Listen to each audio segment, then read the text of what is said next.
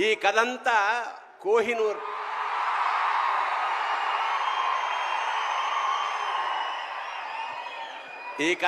కోహినూర్ మీద జరుగుతుంది. కోహినూర్ చుట్టూ తిరుగుతుంది.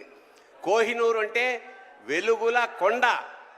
అది యాక్చువల్గా భూప్రపంచంలో ఒక్కటే ఉంటుంది అనుకుంటాం, కానీ మనకి రెండు ఉన్నాయి. ఒకటి కోహినూర్, రెండోది పవన్ కళ్యాణ్.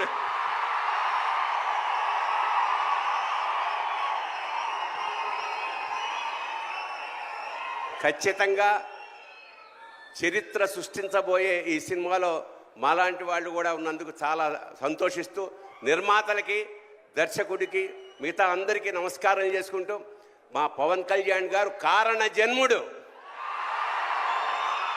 ఖచ్చితంగా